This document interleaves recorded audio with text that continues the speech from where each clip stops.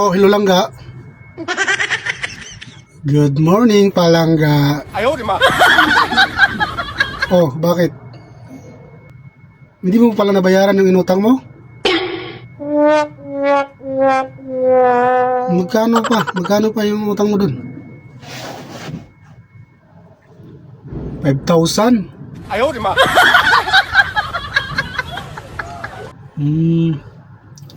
Oh, sige.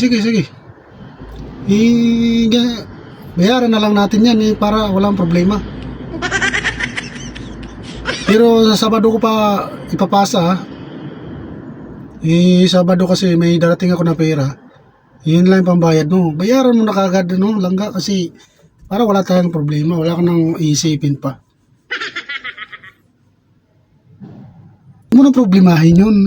Ako nang bahala dyan, siyempre. Yung problema mo, problema ko na rin yan. Ayaw, di ma. Dadamayan kita sa lahat ng mga problema mo. Gano'n kita ka-love. Ba? Huwag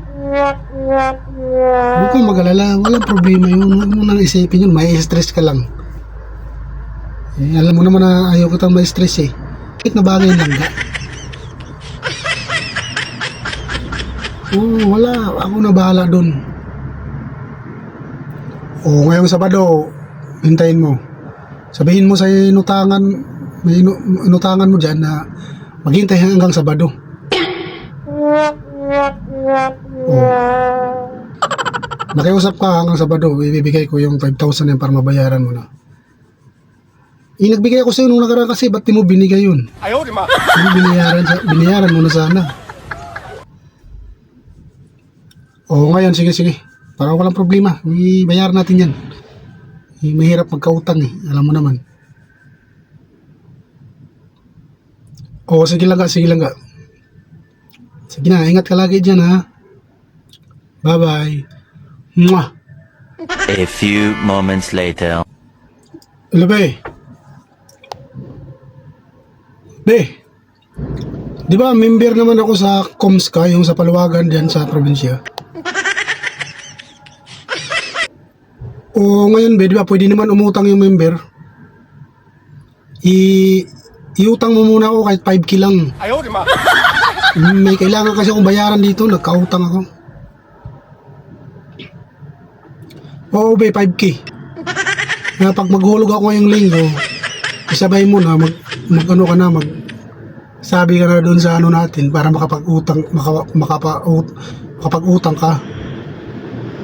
Kasi may kailangan ako bayaran dito, kulang yung pera ko kailangan ko ng 5,000. Oo, be.